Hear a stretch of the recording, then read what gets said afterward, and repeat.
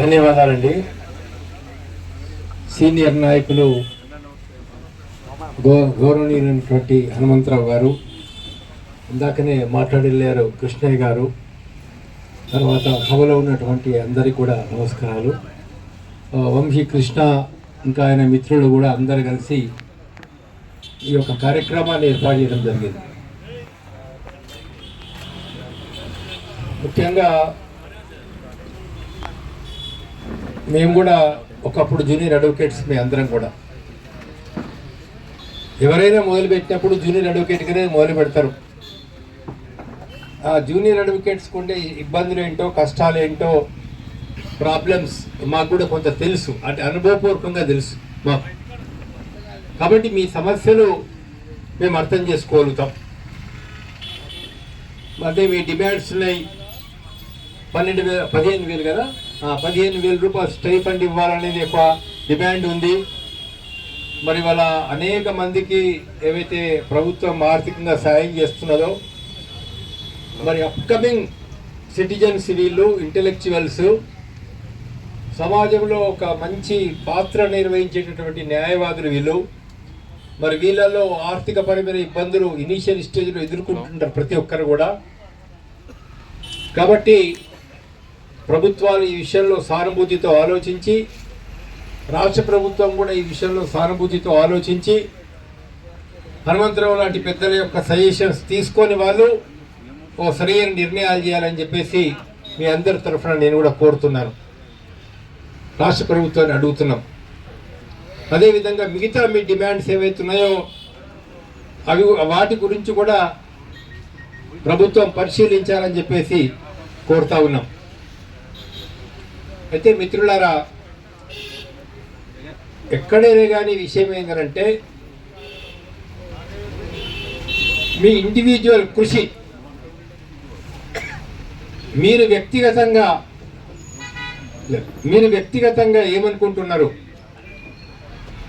అనేది చాలా ఇంపార్టెంట్. అంటే మనని మనం ఇంప్రూవ్ చేసుకుంటున్నామా? మనని మనం ఇంప్రూవ్ చేసుకోవడం చాలా అవసరం. లాంగ్వేజ్ ఫస్ట్, మీరు లాంగ్వేజ్ మీద ఒక 3 నెలలు, 4 నెలలు, 6 నెలలు, ఒక 1 ఇయర్ టోటల్ ఓన్లీ లాంగ్వేజ్ మీద కాన్సన్ట్రేషన్ అయ్యారు. లేదా ఇంగ్లీష్ నావెల్స్, ఇంగ్లీష్ యొక్క పత్రికలు, చిన్నపిల్లలకు సంబంధించినటువంటి ఇంగ్లీష్ మీడియం బుక్స్, అవిట్లలో వస్తున్న లాంగ్వేజ్ ఇవి. ముఖ్యంగా లీగల్ జర్నల్స్లలో ఏఆర్ కావచ్చు, ఏఎల్టీ కావచ్చు, ఏఎల్టీ సివిల్ కావచ్చు, ఏఎల్టీ క్రిమినల్ కావచ్చు, లేదా జడ్జెస్, కొంతమంది జడ్జెస్ ఇచ్చిన జడ్జిమెంట్లలో కొంత ఈజీ లాంగ్వేజ్, చాలా మంచి ఫ్లో ఉన్నటువంటి లాంగ్వేజ్లో చెప్పిన జడ్జెస్ చాలామంది ఉన్నారు. వాటిని మీరు గమనించి ఏదైతే ఆ లాంగ్వేజ్ ఇంప్రూవ్ చేసుకోవాలి. ఫస్ట్ లాంగ్వేజ్ ఇంప్రూవ్ చేసుకోవడం చాలా అవసరం మనకి. రెండవది ఏంటంటే కేసులో మీరు ఫ్యాక్ట్స్ మీద త్వర ఉండాలి, చాలా అవసరం. మేము హైకోర్టులో ఉన్నప్పుడు, వేరే జిల్లా కోర్టులలో ఉన్నప్పుడు చూసేవాళ్ళం కదా, మీరు ఆశ్చర్యపోతారు. కొంతమంది అడ్వకేట్స్ వచ్చినప్పుడు ఇంత బుక్ ఉంటుంది వాళ్ళు ప్రిపేర్ చేసింది, క్లయింట్ పేరు, ప్లెయింటిఫ్ పేరు, ప్లెయింటిఫ్ ఇంటి పేరు, తండ్రి పేరు, డిఫెండెంట్స్ పేర్లు, ఆ సర్వే నంబర్లు, ఎకరాలు, బౌండరీస్, ప్రతి ఏది పేపర్ చూడాడు. He will not refer to any book. ఓవరాల్గా చెప్పేస్తాం. అసలు 10 మంది అక్యూజ్డ్ ఉన్నా, అందులో 4 విట్నెస్లు ఉన్నా, 10 ఎగ్జిబిట్లు ఉన్నా కూడా అవన్నీ కూడా ఓవరాల్గా బై హార్ట్ చెప్పేస్తూ ఉంటారు కన్విన్సింగ్గా.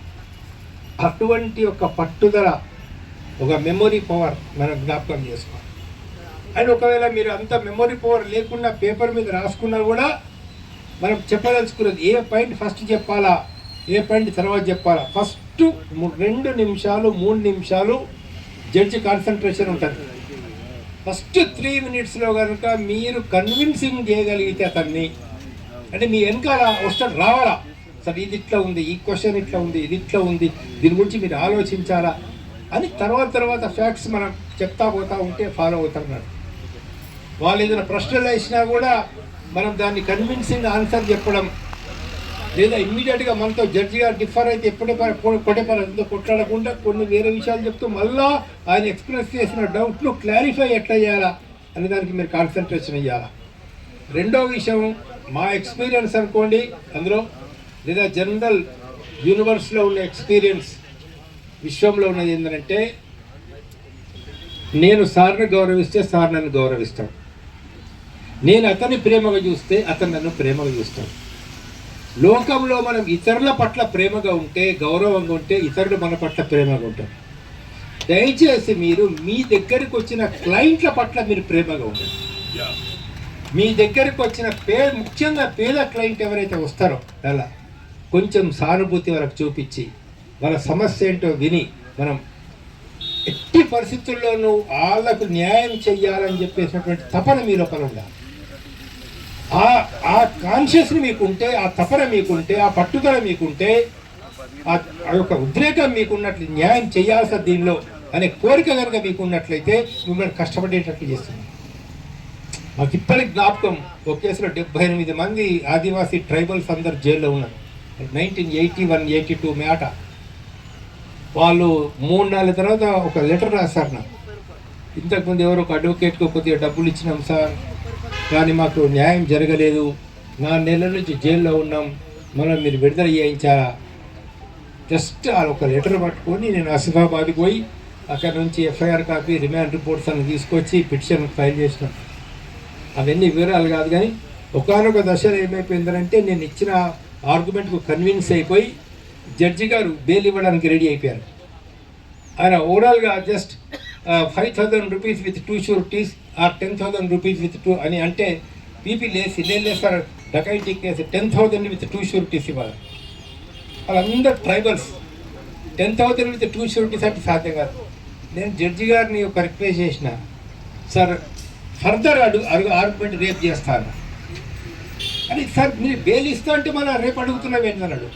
నో సార్, జస్ట్ టుమారో, రేపటి వరకు టైం ఇవ్వండి ఒక్కరోజు అని ఇచ్చాడు. ఆ రోజంతా అప్పుడు మీ మాదిరిగా ఇప్పుడు కంప్యూటర్స్ లేవు, ల్యాప్టాప్లు లేవు, మనం క్లిక్ కొడితే కేసులా వచ్చేది కాదు, లేకుంటే ఏఆర్ ఆన్లైన్లో లేదు మనకు, అప్పుడు ఏం లేవన్నట్లు. ఏది మా జిల్లా కోర్టు లైబ్రరీ, ఆ లైబ్రరీలో మా ప్రెసిడెంట్ వాళ్ళకి సెక్రటరీకి చెప్పి, సార్ నేను కొంచెం ఈవినింగ్ రాత్రి దాకా ఇక్కడ మేము పుస్తకాలు వెతుక్కుంటా అంటే వాళ్ళు ఓకే అన్నారు. రాత్రి 11 గంటల దాకా 12 గంటల దాకా మొత్తం లా జర్నల్స్ అన్ని వెతుక్కుంటుంది. 12 తర్వాత మాకు బెస్ట్ 2 డెసిషన్ దొరికినాయి.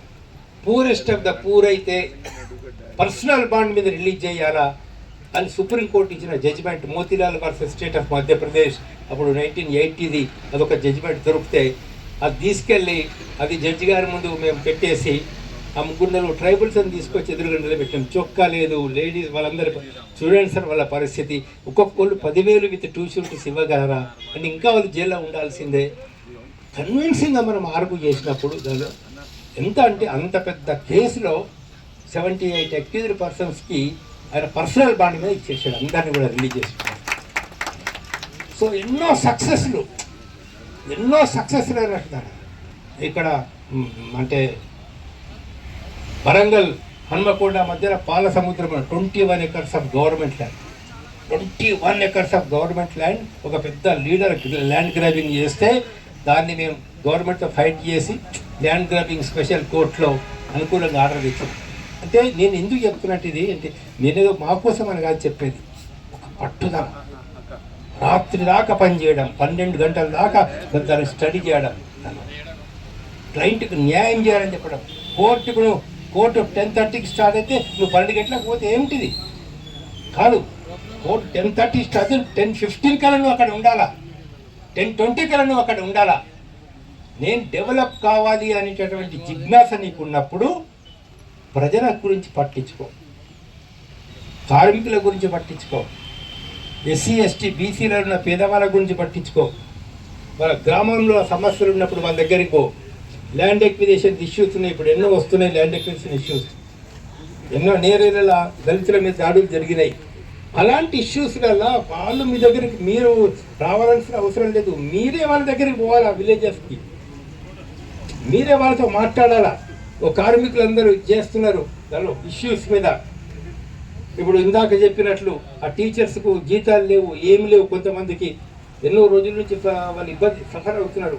సఫరింగ్ పీపుల్ దగ్గరికి వెళ్ళి వాళ్ళతో మీరు మనతో మాట్లాడి వాళ్ళ సమస్యల్ని మీరు స్టడీ చేసి వాళ్లకు న్యాయం జరిగేటటువంటి పోరాటం చేసినట్లయితే మీరు చేసి మీ నాలెడ్జ్ పెరుగుతుంది, మీ ఆర్గ్యూ చేసే పవర్ దొరుకుతుంది, క్లియర్గా మీకు అన్యాయం జరుగుతుంది తెలిసినప్పుడు మీ టోన్ మారిపోతుంది కోర్టులో.